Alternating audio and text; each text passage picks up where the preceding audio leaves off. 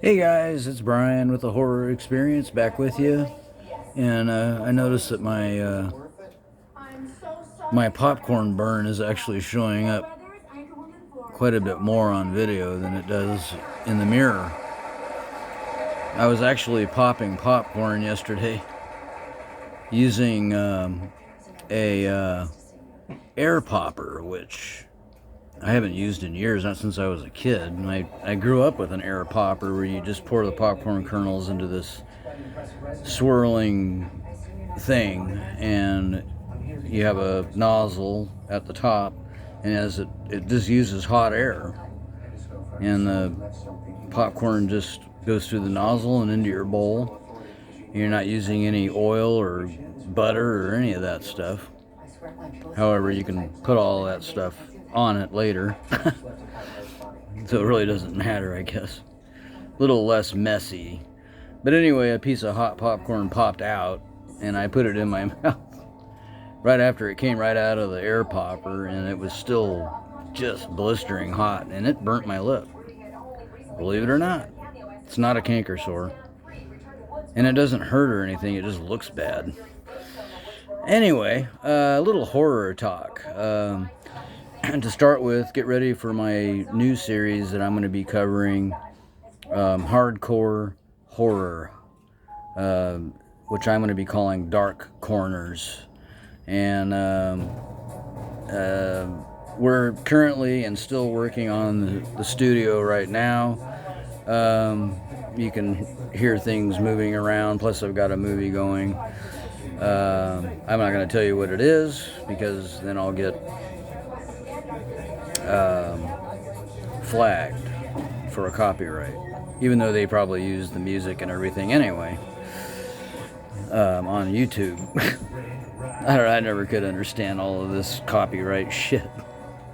It's like, well, no, you can't use the music on your video if you have it playing in the background, but we'll offer it to you, if you're making a video or a short or something. That very same song's right there that you can put on your video, and even sounds even better. Makes no sense to me. I don't know, maybe it's because YouTube's paying to have it there. I don't know. But anyway.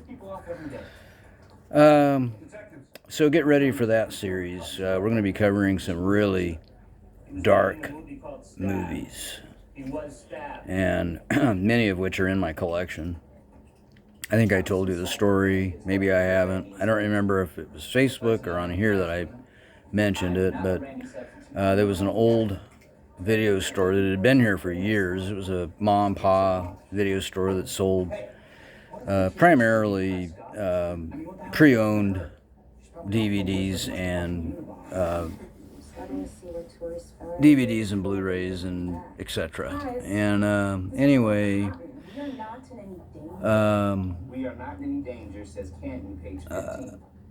they closed down. They actually stayed open longer than Blockbuster did. They outlasted them by several months. And little coffee. Anyway, I got to know the owner pretty well, and she said that, during the shutdown process, she was going to box up some movies for me, horror and related stuff, for really cheap. So I said, yeah, go ahead. So I show up, and she calls me up and says, I got some boxes ready for you to pick up. I'll sell them to you for $10 a box. And so there's about 100 movies per box. And so that was I was pretty excited about that. They were mystery boxes, which makes it even that much more entertaining. It's like Christmas, you don't know what you're going to get. And boy, did I not know what I was going to get. And part of it was because this particular store had a porn section. It was a red door area. They called it the red doors. You had to go into a different section of the store in order to access the porn area. And of course you had to be 21 or older to be back there. But anyway, they had some weird shit. And some things that came in that box, or in those boxes, were stuff that at the time I wasn't even sure I was supposed to have. I got it a little nervous there for a while, but I mean, who cares anyway? But I just got to thinking, well, if for some reason my name got put in the loop somewhere that they had given me illegal material or illegal videos, like snuff as an example, that I didn't want to be implicated in anything, especially if I was unaware of it. So basically, I accidentally acquired some pretty rough films.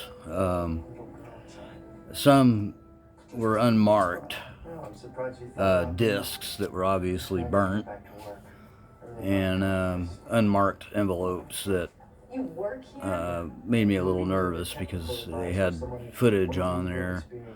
One of them was the footage from a case that went back to the 90s. These people are already in jail and stuff, so it's not even snuff. Snuff is when money is exchanged, which it was. I paid them $10 a box, so technically I'm buying footage of people being murdered. That's, in reality, that's snuff. So, because your money's being exchanged, and that's where you get the term snuff, is when there's actual money being, whether it be online per viewing or whether you're selling the physical media itself to somebody, hand to hand, or whether it be just per viewing on a website on the dark web or something like that.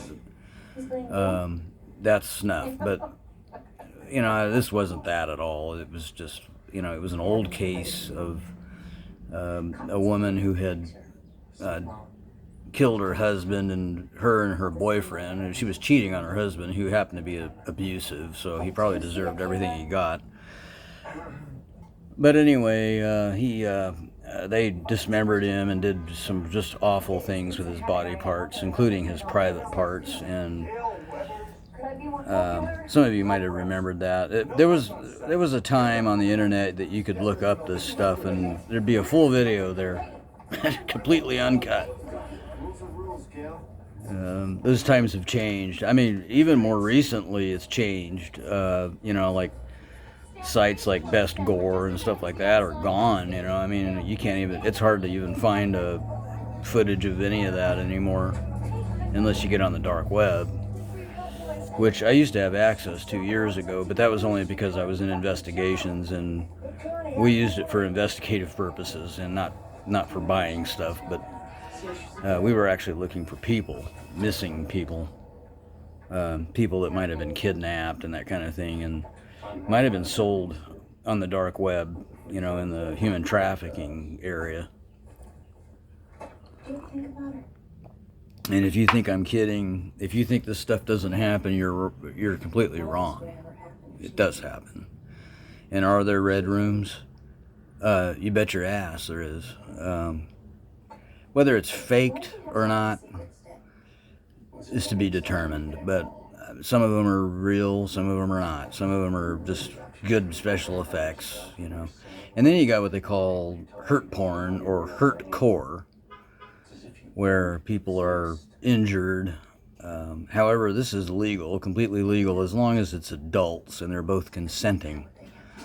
It can't involve children or anything like that, but if it's, or even animals, but if it's two adults that have consented to this and they injure each other or beat each other up on video during sex acts or what have you, then it's perfectly legal.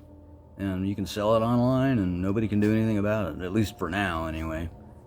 I'm sure there'll be a time that somebody will complain enough to where, somebody like Tipper Gore or something like that will step in and probably put an end to it. Or they'll try to slap a warning sticker on the outside of the disc or something, I don't know. But anyway, so be ready for that. That's going to be some interesting stuff. Many of the videos that I acquired, of course, I'm not going to show any of them, but I'll show you the covers to them and that kind of thing, and definitely delve into descriptions about them, but I'll try to be careful with that. I mean, I've gotten in trouble over on Facebook just for talking about Faces of Death, I mean, which is half of that wasn't even real. I mean, and everybody knows it. Presumably, I guess there's some people that don't. You know, they just assume everything's real nowadays. Anyway, so get ready for that. Another thing that I wanted to talk a little bit about was something that was brought up to me recently about movies that have been hated over the years that are starting to get more or they're starting to get liked more now as time has progressed, and there's been a lot more time in between these movies' release and now. Movies like Halloween 3, Season of the Witch, that movie was hated for years, you know, simply because, well, Michael Myers wasn't in it. Nobody gave a shit who played Michael Myers. That was one of those films that didn't matter, and it was somebody different every time, practically. Just like Jason was the same thing until Kane Hodder came along, and then it had to be Kane Hodder every time, you know. Which, you know, I mean, rightfully so. I mean, I thought he was probably the best at it, but there were other people like Ken Singer. God, I feel like I live right on the drag strip or something. Fucking people, man. Every other car that goes by here has got to be going 1,000 miles per hour with a fucking 3,500 horsepower engine on it. Anyway, Ken, was it Kilzinger? Something Zinger. I thought he did a great job in Freddy vs. Jason, you know, and I know they didn't use Kane Hodder in that. Well, it wasn't because Kane didn't want to do it. It was because the filmmakers didn't want him. They wanted to use somebody bigger than him, and Ken was bigger, so they used Ken. And but anyway, somebody was talking about the first two Nightmare on Elm Streets. Now, which were the scary ones, and then after that, it just kind of went off into comedy land, you know.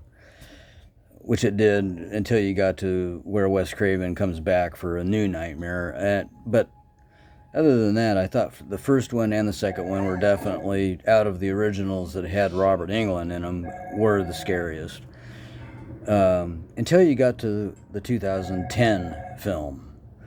And everybody is still bashing that movie. When it's brought up, it's like, you know, and every once in a while, it doesn't come up as often, but it does come up, and you'll see a picture of Jackie Earle Haley, and, you know, in the Freddy makeup and all that, and people are like, well, I'd rather have Robert than Jackie and all that. Well, sure, but nobody really cared when somebody else played Michael, but I guess it's because Michael doesn't say anything, so that plays a big part in that. And the same goes for Jason. I mean, except Kane Hodder became the norm for Jason, and everybody wanted him there. And a lot of people were let down because of him not playing Jason. I mean, Freddy versus Jason. But it rolled over fairly quick. It didn't, you know, there was a little hate for a little while, and then it just kind of faded off, and then everybody accepted it. But not with Nightmare. They will not let that one go. I mean, it just... But I think with a little bit of time, I've noticed how people have liked it. Now, the reason why... I'll tell you the reason why the Nightmare on Elm Street films got so comical was because... It wasn't because of the directors or the writers or the actors or any of that. It had to do with the studio. It was New Line. They did not want to deal, or... They wanted to steer away from this whole backstory of Freddy being a child murderer. And they wanted to get away from it so much that they wanted to turn this thing into like a special effects feature, Disney style, with Disney jokes, and, you know, it just kind of got so comical that the scare went away, but they tried to bring that back in the 2010, and I think a lot of people don't realize that. And they did the same thing with Chucky and all of that. You know, because Chucky, to be quite frank, was getting silly. And when they brought Cult of Chuck or Curse of Chucky in, and then they did Cult of Chucky, which I really enjoyed. I love the fact that it was an AI thing instead of being this supernatural deal, which made it more realistic and made it, quite frankly, it made it a lot more, you know, something more scary about it. And maybe it was just because of the fact that, you know, it wasn't thinking, you know, it was just this artificial robot thing, you know, that was just doing, its safety protocols had been pulled out by this disgruntled employee at the manufacturing plant that put the Chucky dolls together. He took out the safety protocols, and so this thing just went haywire. Kind of reminded me a lot of Chopping Mall in a way, where the security robots in the mall just basically go nuts. They malfunction and start killing people. Anyway, so I think they tried to bring back the child murderer in the 2010, and a lot of people forget that.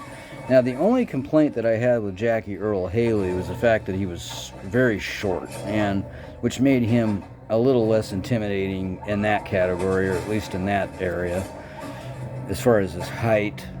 But as far as his demeanor and the way he portrayed Chucky, or the way he portrayed Freddy, I thought was great, and I loved it. And to be honest with you, I wouldn't mind if they brought him back, if they decided to do another Nightmare, which they probably will eventually. But Robert decided he didn't want it. The reason why he wasn't there were for two reasons. One is because they wanted a fresh new start with Freddy. The filmmakers, they wanted to try something new, which is fine. Why not? I mean, they did it with Hellraiser too. And for good reason. And I'll tell you that in a minute. But as far as Nightmare on Elm Street goes, that, and then also Robert had decided that, he just wasn't up to it. He wasn't up for it. His age played a role in it. He just thought he was too old for the, all of the action sequences and that kind of thing to be able to pull it off. I'm sure that if they had said, "Hey, Robert, come on in and let's do this," he probably would have done it.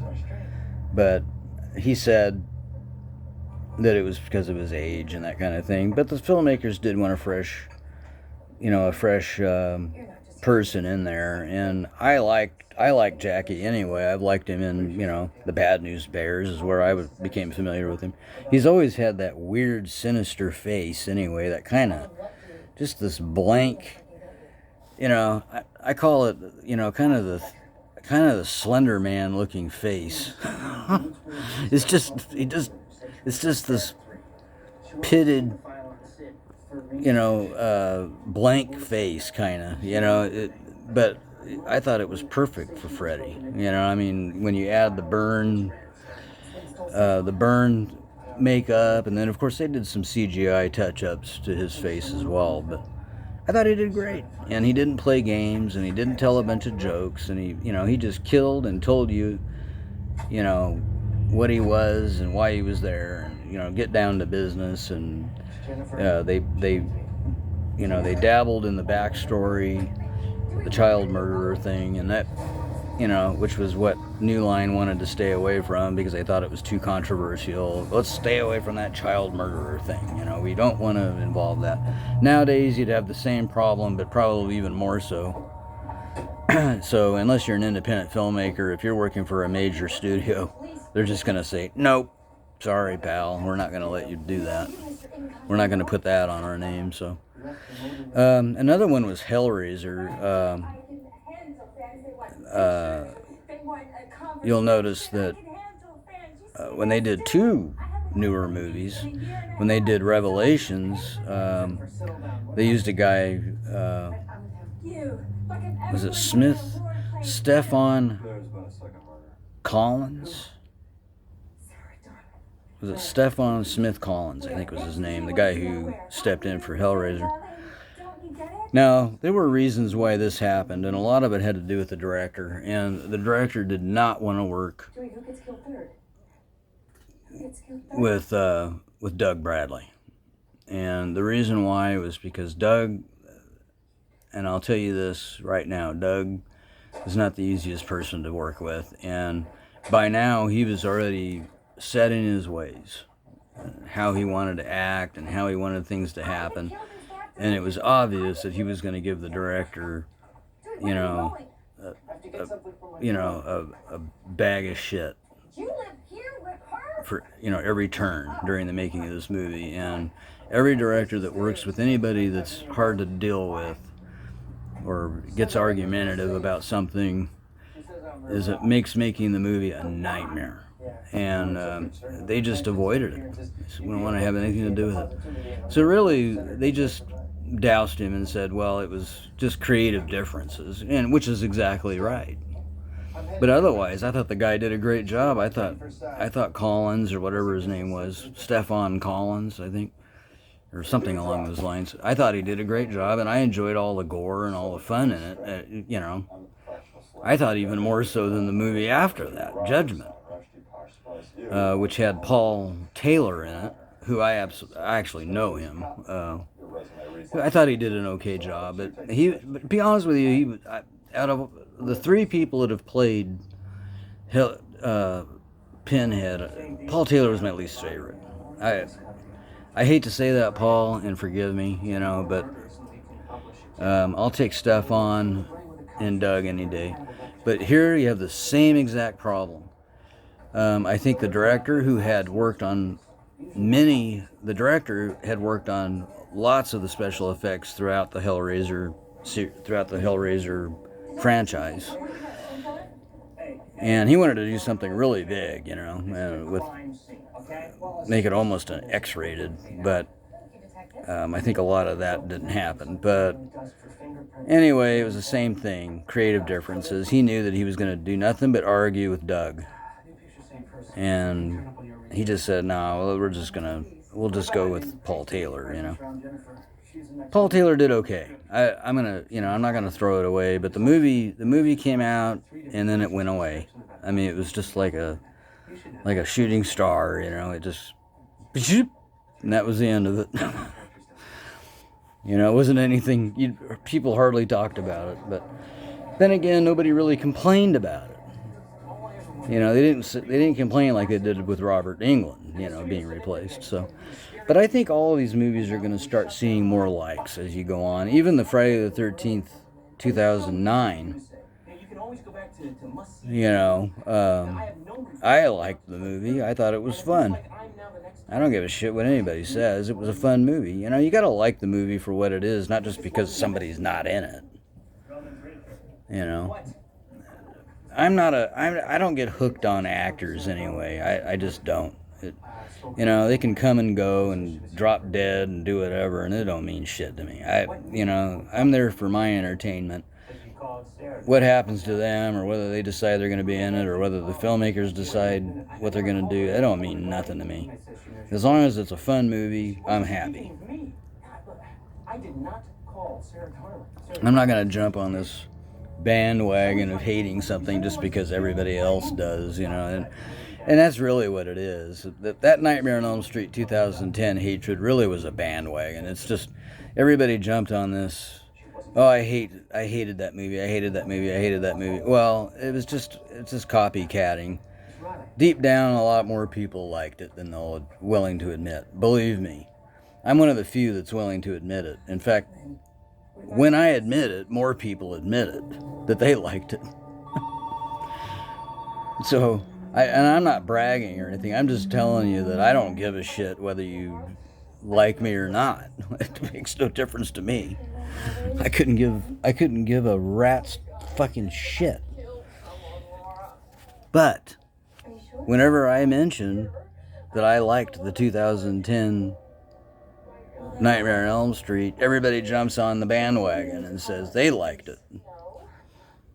So, anyway, take it or leave it.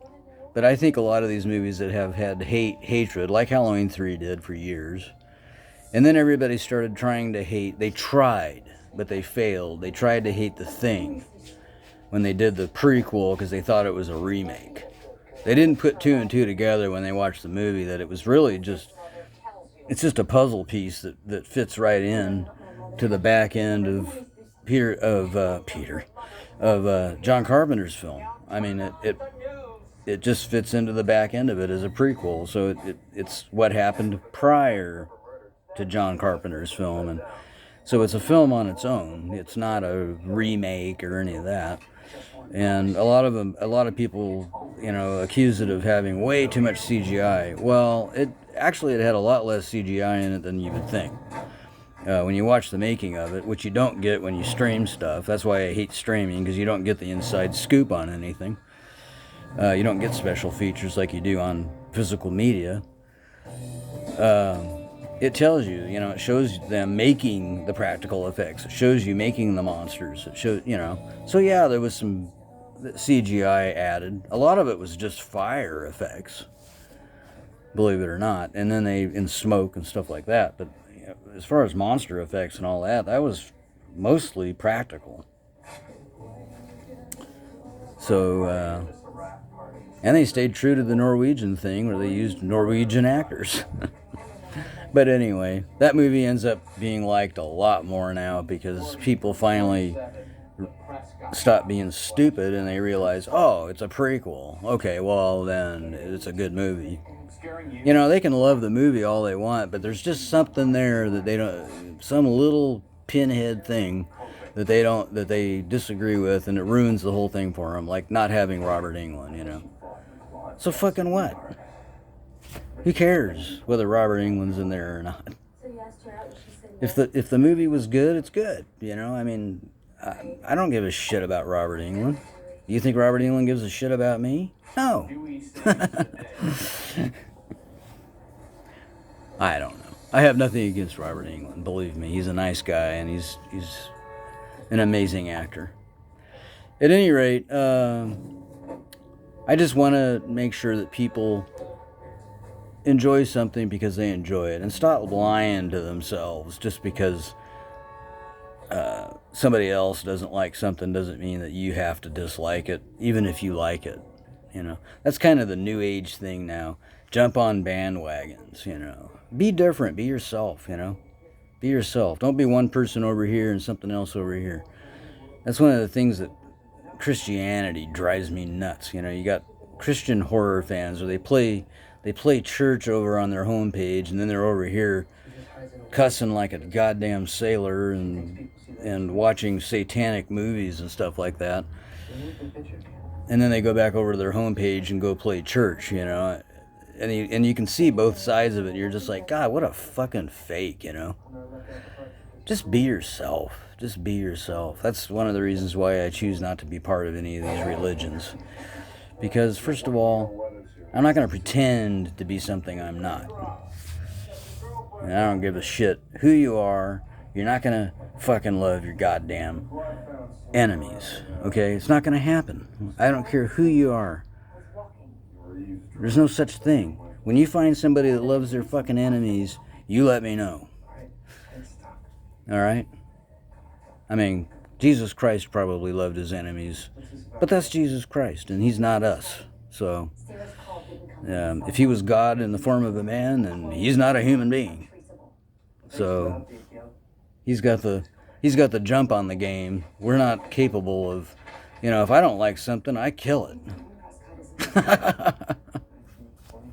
I'm not going to love it.